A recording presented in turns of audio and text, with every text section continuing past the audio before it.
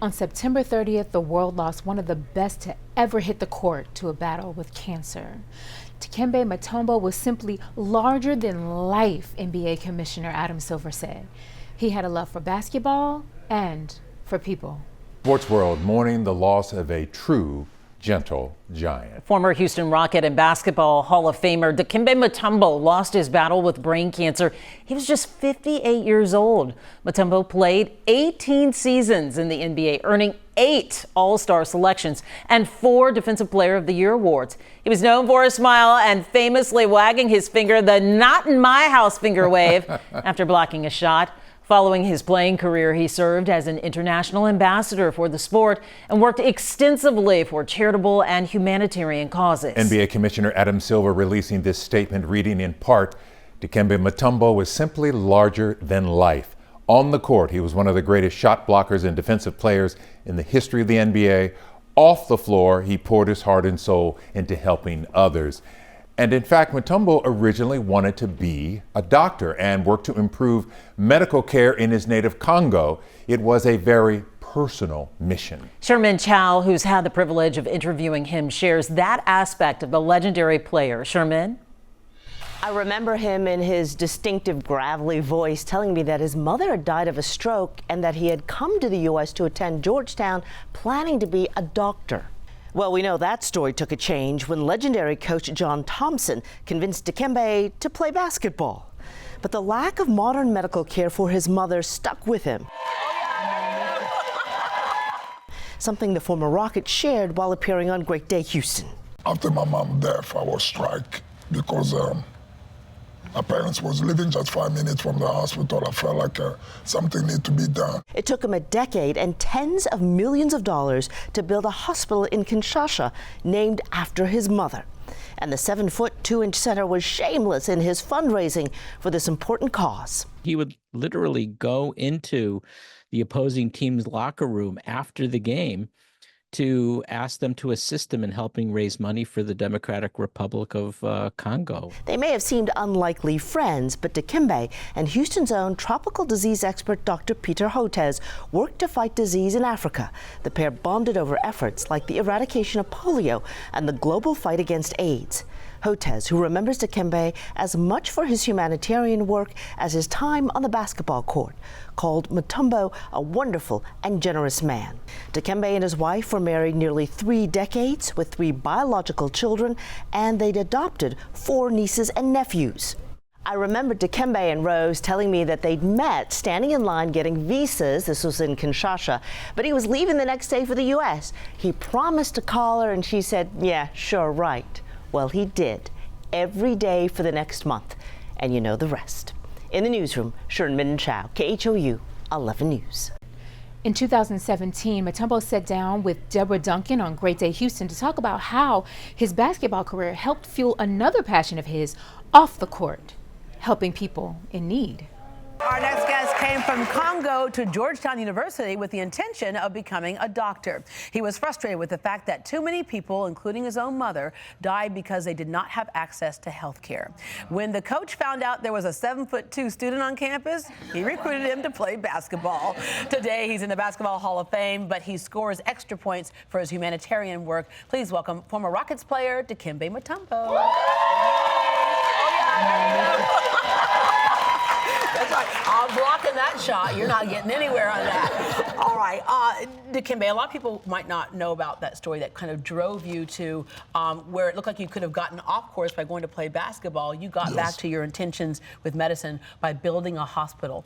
Access to health care is always the block for so many people around the world. And so that was the case back at home. Yes. Thanks for having me on the show. As you know, I come from the country where the mortality rate is 43 for women and 42 for men. So if you live longer than that, I mean, it's a miracle. 42 and 43, basically the age. One of the 10 children died before age of 5. So there's a lot of things that we have to do to improve life and mortality. And after my mom's death, I was struck because My parents was living just 5 minutes from the hospital. I felt like something need to be done, something need to be changed. And it was a hospital, but it wasn't a hospital that had modern technology. No. It was not. No.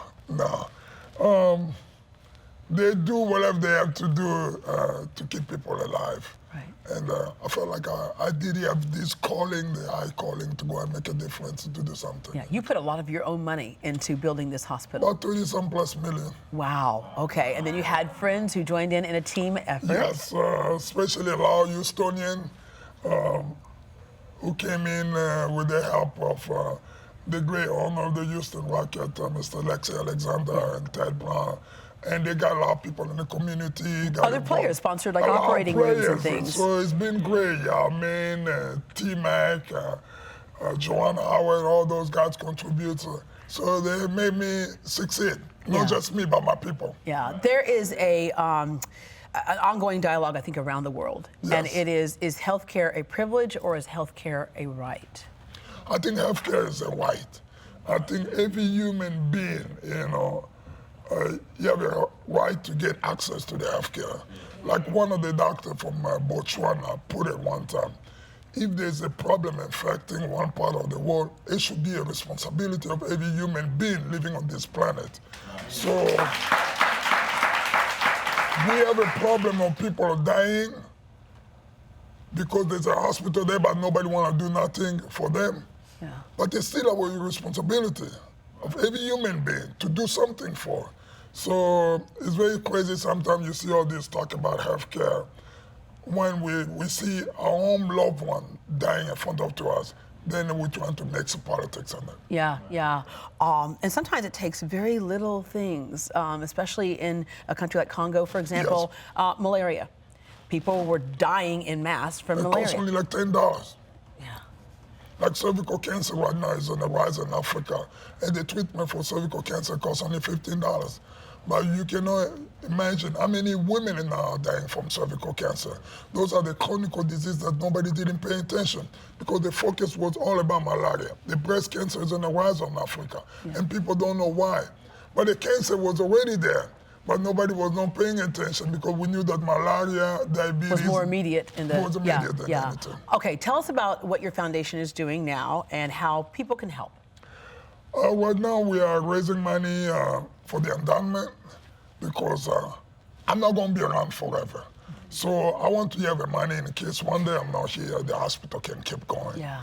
And they think that we're raising money every day to provide cervical cancer treatment and breast cancer, which is on the rise dramatically. Yeah. Last month I was in Congo, we saw more than 5,000 women in 1 month who need a breast cancer screening and then cervical cancer screening. It's and only $15. So we're asking people to contribute $15 so we can give every woman access to a treatment. Yeah. And you just know that you help somebody on the other side of the world. And, and you mentioned, like, it's not about politics, it's not about, geography, it's not about, drawing those border lines, right? $15 is like grabbing a coffee from Starbucks, But, when you go get a coffee from Starbucks, do you order the tall?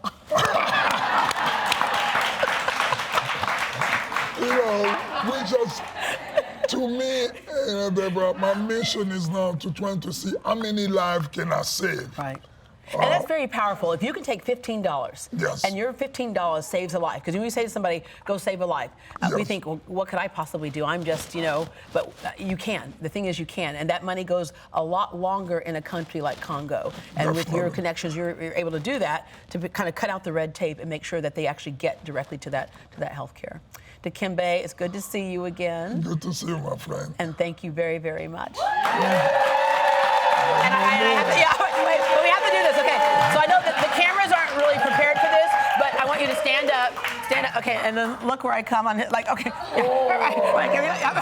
there we go. 7'2". If I was only 7'2", I would not have a weight problem. I would weigh what I'm supposed to weigh. So thank you very much. For more information about the Dikembe Mutombo Foundation, visit greatdayhouston.com and we'll connect you to his website.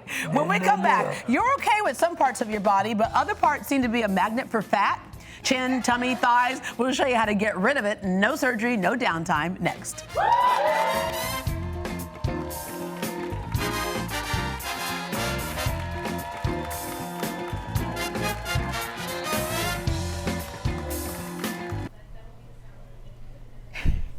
Dikembe Mutombo will be known in Houston and around the world as a legend on and off the court.